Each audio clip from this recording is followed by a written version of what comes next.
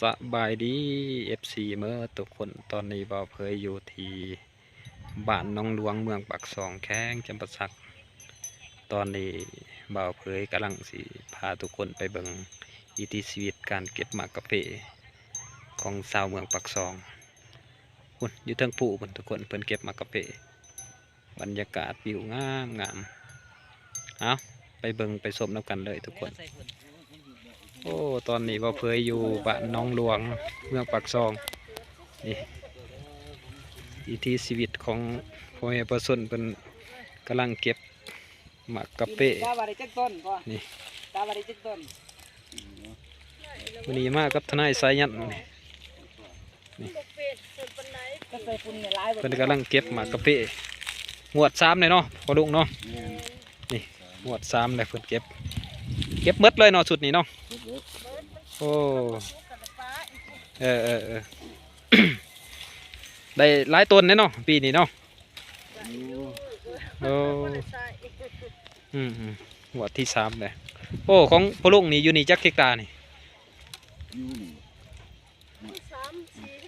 3-4 เฮกตาร์โอ้ตายเนาะโอ้เขตนี้แม่นทุกครอบครัวมีสวนกาแฟมันแล้วเนาะผู้ลุงเนาะโอ้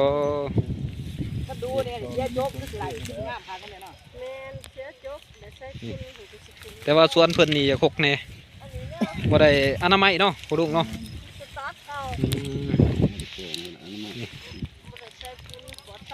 เพิ่นมาเก็บหัวสุดท้ายมากแรงนี่เฮาขายโลนึงเท่าไหร่ลุง22,800โอ้มากเอวนี่โลเท่าไหร่ทำไมโอ้โอ้120,030พุ่นเนาะ150,000 60,000โอ้ปีเดียวกันนี่เนาะหมากกาแฟพื้นเมืองตัวนี้เป็นหมากกาแฟยังนี่ตัวเขาเก็บอยู่นี่โอ้หมากกาแฟกะติมอนี่กาแฟกะติมอเพกติมอโอ้เขาตัดสินร้ายนี่แต่พักกันพัดปลูกได้จักปีแล้วทีนี้10 ป่ายเขาเศร้าเลยนะโอ้เศร้าเลยเขาเลยจะว่ามันตายเบิดแต่ไม่เจอก็มีฝุ่นใส่เนาะดีแนงเนี่ยดีๆเนี่ยแนงได้นี่โอ้ถือว่าได้ตัดทีนึงเลยเนาะได้ตัดกกทีนึงเลยเด้อเพิ่นนี่2-3 เถื่อเลยโอ้2-3 เถื่อเลยแต่ว่าแนงมันป่งขึ้นมาเนาะป่งขึ้นมาแล้วก็เก็บจะว่ามันสวยแฮะโอ้กกกาแฟนี่เฮาตัดนี่บ่ตายเนาะเนาะบ่ตายโอ้จะว่านี่เก็บแล้วก็สิตัดเพิ่นจำคั่นเพิ่นบ่ป่งแล้วก็ปลูกใหม่ช่วงเดือนใดเฮาตัดแม่โอ้เฮาเก็บหมากแล้วเฮาตัดเนาะโอ้กกมันนี่แข็งเนาะแม่เนาะเฮาไปดังไฟคักเนาะกกมันแห้งเนื้อแข็งเนื้อแน่นดีได้กกมันโอ้วิธีเก็บหมากกาแฟเนี่ยเห็นเขาลงเฟซคือจังว่าบ่ให้หูดเอาย่านปีหน้าบ่มากเขาว่าแม่นบ่เป็นหยังเนาะแม่เนาะโอ้แม่อยู่บ้านน้องหลวงนี่หลายปีแล้วเหรอบ้านเกิดเมืองนอนบ่แม่โอ้ถิ่นฐานบ้านเกิดเพิ่นคนปักเสพุ่นโอ้บ้านห้วยเล่าแม่ขอโทษแม่ซื้อจังได๋เนาะแม่แอะโอ้จักปีเลยแม่มาอยู่บ้านน้องหลวง4-50แล้วโอ้ดนเลยเนาะจนมีสวนกวางมีหลายหมดเลยลูกเต้าก็ใหญ่อยู่นี่เบิดนะไว้เนาะโอ้หลังจากเก็บแล้วนี่ก็เสียนะอนามัยหญ้านี่แล้วเนาะแม่เนาะใส่พุ่นได้บัดนี้เนาะโอ้เจ้ามันงามมาเขียวๆมีแหนงนี่ก็สิขาดก็สิ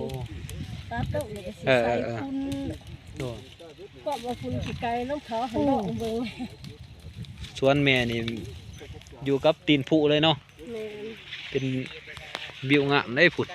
ขึ้นไปเถิงคนสวนเพิ่นโอ้เลี้ยวเห็นหนวดปักเสะพุ่นที่เลือกกันดีเนาะ กันทุกปีต้องเห็นวันนั้นน้ำแข็งไหลอยู่ โอ้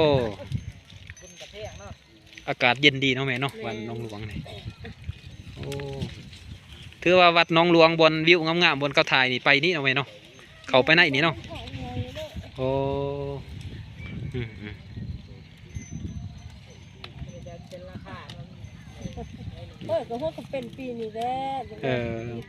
ราคาดีเนาะแม่เนาะปีนี้เนาะปีก่อนก็โอเคอยู่ราคาเนาะ ปีเดียวก็ได้อยู่แค่18 อืม มักแรงให้ ปีนี้คักอะลีราคาเนาะ ปีนี้เขาฟัง แม่มีหลายสวนนี่มันอนามัยบ่ทันนะแม่เนาะหญ้ามันหลาย ได้ตอน เออเพิ่นมีหลายตอนเด้ออนามัยบ่ทัน ปั้นให้ดูเจ้ากับผู้3-4ตอ โอ้ น มีลูกหลายคนเนาะแม่เนาะ แม่7 คน อืมได้ลูกเคยหมดแล้วบ่ ไหนบ่สิ โอ้ย โอ้ยผู้สาวบ่หลาย บ่ยันว่ายังเป็นสาวอยู่ เป็นตลาดที่บ้าน โอ้นี่สวนกะปิเพิ่นโอ้ย ผู้สาวบ่หลายผู้ชายหลายผู้ หมากดกเลยเนาะแม่เนาะตามเบิ่งนี่ว่าเก็บงวดที่3เลยยังหลายอยู่โอ้ถือว่าดกเลยดิ เป็นสวนอ่อนคือไฮเนาะ โน่ เป็นงน โอ้สวนอ่อนแห่งหลายเนาะแม่เนาะ แม่น ใส่ปุ๋ยใส่ขี้ไก่ยังเลยเนาะฝุ่นเกาะฝุ่นยังนำ บ่ เลย ใส่แม่ว่าท่านได้ใส่หยังจะว่าสิ โอ้ ปรับสิเฮ็ดน้ำหมูปีนี่ ยังงามเนาะแม่เนาะ มีแต่ว่าฉีดยาอีสังเพิ่นเอามา โอ้ฉีดยาตัวเขามาแจกเนาะมาขายมาหยังโอ้คักโอ้วิวงามเลยเด้อบ้านเพิ่นเด้อนี่บ้านหนองหลวง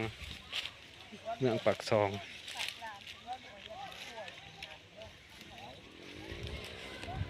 ประมาณจักครอบครัวอยู่บ้านเจ้านี่200บ่โอ้หลายเนาะเป็นบ้านใหญ่เลยเด้นี่เพิ่นเก็บมากะเพาะสวนเพิ่นโอ้ย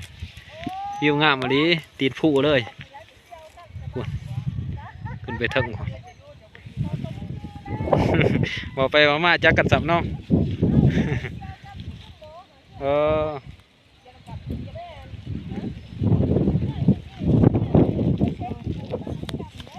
กกประกวดได้นี่เนาะ โดย อืมจะเป็นลูกสาวแม่นี่บ่ แม่ โอ้มันสุกบ่ทั่วกันเนาะ แม่มันอันนั้นมันต้นมันบ่อยากงามเด้ หมกกาแฟอยู่แถวนี้เฮาสามารถเก็บได้หมดมื้อเนาะอากาศมันดีเนาะมันบ่ร้อน ยามเพ็ญก็เย็น ยามเพ็ญก็เย็นยามเช้ายามแลงสำบายนี่สวนเพิ่นโอ้วิวงามเลยนี่ติดกับหมู่บ้านเลย ค้างปลูกใหม่เด้อ บ้านหนองหลวงเก็บได้หลายเลยเพิ่นมาถอกใส่กระสอบนี้บ้านนั้นก็แบกลงโอ้มีแต่มากระเพาะล้วนๆเลยนี่แต่มากระเพาะโอ้ยเพิ่นเก็บว่าขึ้นไปหอดเถิงนี่เลี้ยวเห็นหนอดนำคลองเลี้ยวเห็นหนอดนครปักเสพถูกโอ้มากระเพาะดกเป็นดกเลยแถวนี้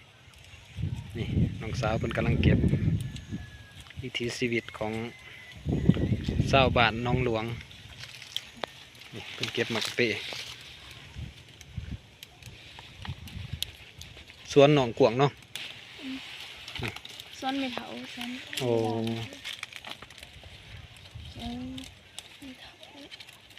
เขาจ้างกันเก็บมากระเพาะโลนึงเท่าไหร่แถวนี้โลนึง3,000 กีบโอ้ถือว่าแพงเติบอยู่เนาะเก็บงวดที่3เนี่ยเนาะตัวนี้เนาะโอ้น้องเก็บมือหนึ่งได้จักโลเอาคักๆหน่อย50 ปลายโลโอ้ถือว่าไวอยู่เลยเนาะนี่น้องสาวเพิ่นเก็บได้มือหนึ่ง50 ปลายโลโอ้ถือว่าไวได้นี่น้องอยู่กับปักซองบ่หายมา2-3 คนโอ้เบื้องนั้นแหงดกเนาะปุ่นอยู่กับบ้านน้องหลวงเลยเนาะยังเฮียนอยู่บ่นี่ ออกเดียว ออกรุ่นแล้วบ่ ติดซ้อนออกปีนี้แหละ น้องซื้อยังไง ตัวดี ซื้อตุลีโอ้โสดอยู่บ่ หยุดโซ่ ฮะ โสดได้ไหมโอ้พอผู้สาวโสดผู้สาวบ้านน้องหลวง เป็นเก็บหมากกะเป มาเด็ดบ่ แมนอากาศหนาวนี่เนาะแถวนี้เนาะ กาเท้า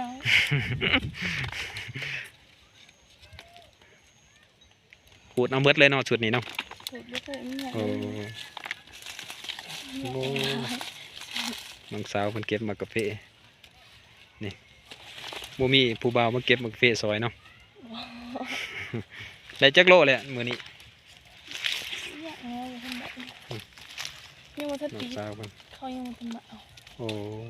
เขามาซื้ออยู่กับพี่บ่ มีค่ะ โอ้ เอาออก ถือว่าพ่อค้าเพิ่นเขามาซื้อแล้วเนาะขายหมากแดงเลยเหรอบ่นี่ ไข่บักแดงนี่ โอ้ มันสุกไป คิดว่าไปอิ่วไปอันบ่เนาะขายหมากแดงเลยเนาะ หน่วยน้อย อืม ก็คืออินสไตล์ โอ้มันยังบ่งามเนาะสามีเนาะ อืม โอ้อืมสูงเติบเนาะเฮาจองเฮาหยังสำใดส่วนหนึ่งมันดูหักง่ายเนาะ บ่ อืม ก็หงอน เพิ่นกองลงก็หูดเอา กบหงอนมันก็ฮัก อืมแถวนี้เขาก็มาเก็บกาแฟหลายบ่คนทางใต้ ลายอย่างเงี้ย เขามาอยู่มาหยังพี่เนาะ อืม อืม เกี่ยวกับฟิล์มปักษา อืม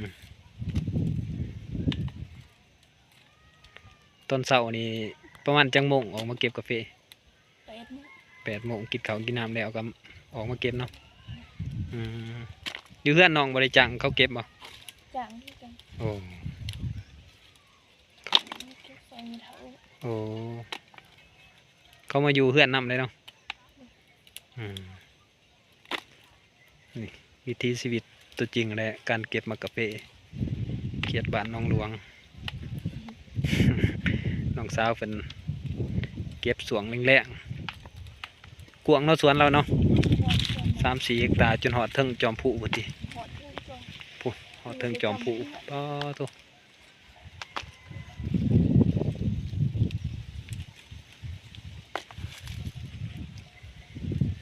เป็นตะมวนเนาะอากาศเย็นอะเลียว หมู่บ้านนี่ฝนตกอีก โอ้ว่านนี้ฝนตกมาเนี่ย หมู่บ้านนี่ก็มีสิฝนตก โอ้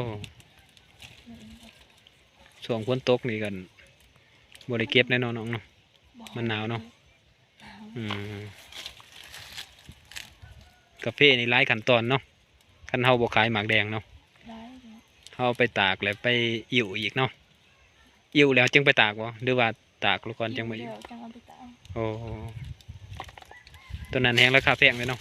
ราคาเป็น เอ แสน อบ าท โหโล100,000ปลายพุ่นโอ้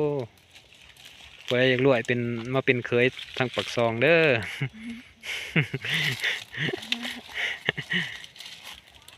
มาเก็บหมากกาแฟนี่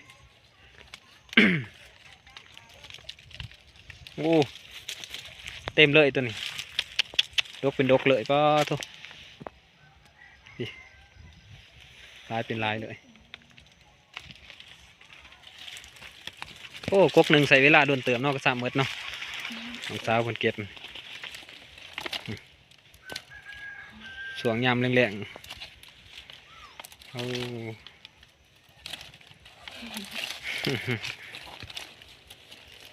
อา ขอบใจน้องให้กลับก่อนบัดนี้